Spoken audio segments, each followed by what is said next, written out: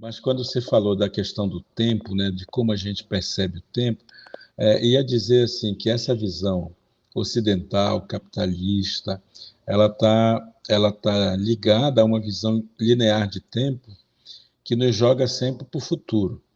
O mundo ocidental é o mundo do futuro, é o mundo da ficção, né? É um mundo que fica tentando nos convencer de que há um outro mundo possível, né? E aí a gente se descompromete, ou não se compromete com o único mundo que a gente tem.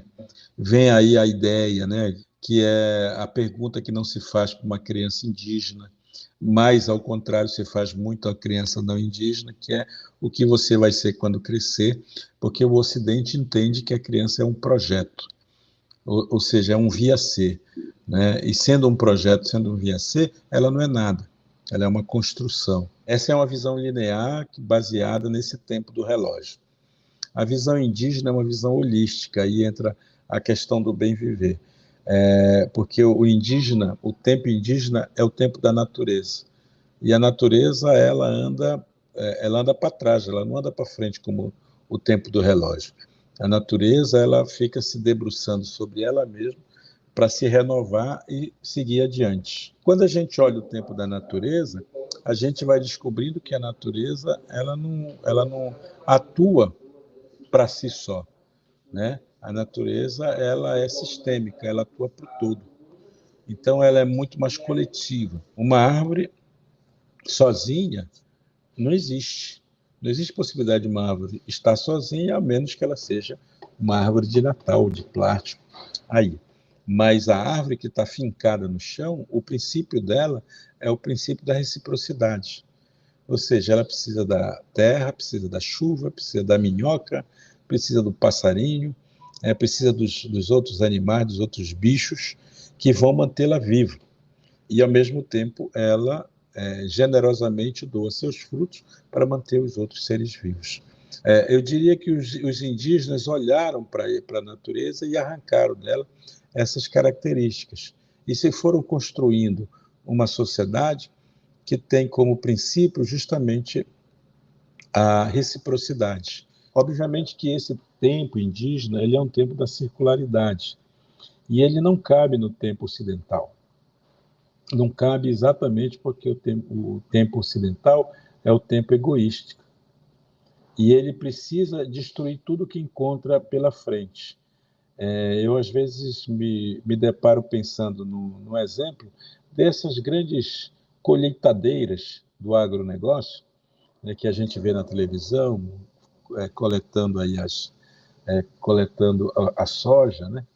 E ele vai passando sobre a plantação, vai jogando os grãos para a caçamba e vai jogando o lixo, o resto, para o chão, né? Vai deixando lá na terra.